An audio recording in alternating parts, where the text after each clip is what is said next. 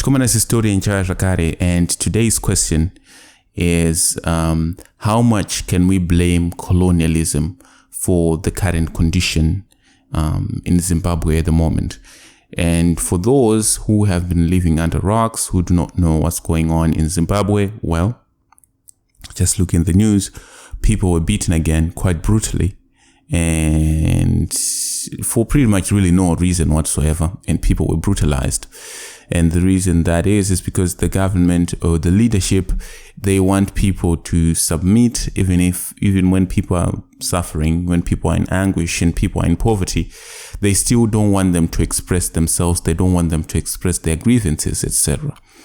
And my question is that what we are facing in Zimbabwe now, somehow due to the colonialism or the colonization which occurred back in the day? And I know a lot of people are going to say, well, you cannot blame colonialism for what's going on today, but I need you to hear me out. If you look at the tactics that are being used by these guys, to rule, pretty much, they are war tactics. The fear-mongering and all that stuff. These are tactics that were trained to use during the war. And they're using them now as if we are still in war. It's the only thing they have been taught quite well to do. And even though the war ended years back, they're still using those same tactics. And what I'm saying is there wouldn't have been a war if there had not been colonization. And because of that, I can say that colonization is at least partly responsible for what's going on in Zimbabwe now. That's one. Secondly, without colonialism, we probably wouldn't know these guys. The reason why these guys are on the map now is because they fought the liberation struggle, which I respect, very respectful of the people who fought the liberation struggle. But there are some of them who only got power through fighting in the liberation struggle. And because of that, they surfaced to the top, right? And they were the candidates for ruling the people after the freedom had been attained. And because of that, they are now presidents. They are now ministers. Even though they are not qualified to have any of these offices or to be in any of these offices, they still contest for them because they feel entitled to these offices. They fought during the war, so they deserve them. That's what they say.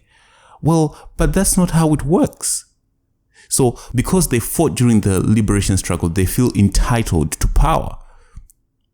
And as I was saying before, if there had never been a liberation struggle to be fought because of colonialism, we wouldn't have such mentality among our people.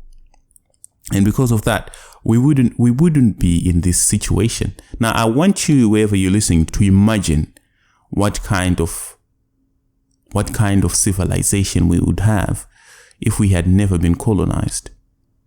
It would be a completely different one from the one we have now. And I know it's something that we don't want to think about because maybe we cannot take the thoughts far enough and have a consistent structure that could have been possibly built. But it's something that we should discuss and talk about. And I know we want to blame the people who are ruling now and say, they are the ones who are to blame for everything that's going on. But I think that they're just a symptom of a bigger problem, a problem that we don't talk about because we're just pointing fingers at them. I think that colonialism was not well dealt with, and even after the liberation struggle, we did not found a strong country. We did not build a strong foundation for a country that was going to come after independence. Look, how many years did it take us to make our own constitution as an independent Zimbabwe? You must think about that. So, since independence till the new constitution was made, what were we? Were we Zimbabwe? Were we the past? What's going on? Right? You start asking those questions, then you realize Well, starting from the beginning, even though, people like Robert Gabriel Mugabe were esteemed for higher education, they really didn't have the necessary credentials to lead nations like Zimbabwe at the time. They didn't. And what gave them the power to deserve the office nonetheless is that they fought during the war. It's because they defeated the colonizer. And that's why we're in this mess. So please indulge me in the comments below. Tell me what you think. And I would love this discussion to continue. I just want to encourage my Zimbabwean fellows to stay strong. May God bless Zimbabwe.